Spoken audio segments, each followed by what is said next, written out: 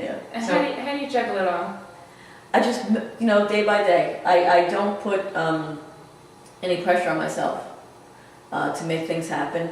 I try to be the most effective with my day as I can. And there are some days the most effective way to spend my day is sitting in front of the TV doing nothing, because we all need that downtime. Years ago they thought I had lupus, they thought I had MS, because I kept going numb. And I went through a battery of tests, and it turned out to be stress. Wow. Because my bed always had to be made perfect, and the kids always had to be perfectly dressed with not a stain on them, and dinner had to be on the table at a certain time. And I had to learn to let things go.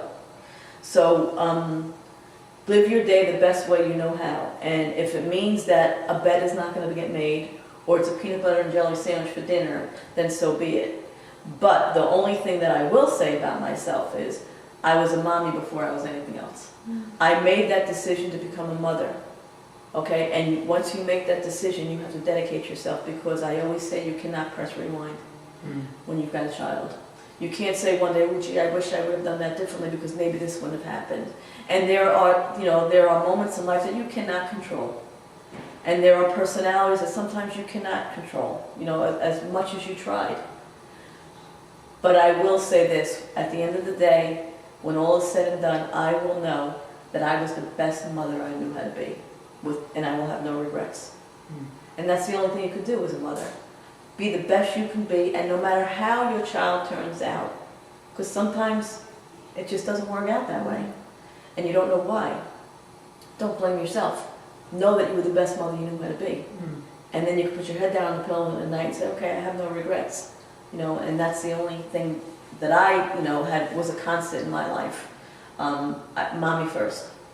And then you can have everything else too. Delegate.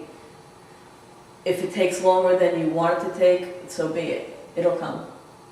It'll come. That's great advice, I Yeah. think, for our moms in the Yeah. community. Yeah. So any favorite episodes from last season? I think my favorite episode was the lost footage episode, because it showed us drama-free in our environment, the place where we're most comfortable, each of us, and I think you saw the real, whether it be Teresa, Dina, Jacqueline, myself, you saw us as our real, in our real world, if you will, without all the crazy.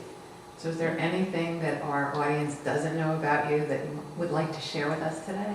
Again, am I a bitch? Yes. But it's this much. With a of who I am. capital B, or? At times I'm a bitch with a capital B. At times I'm a bitch with a capital B-I-T-C-H.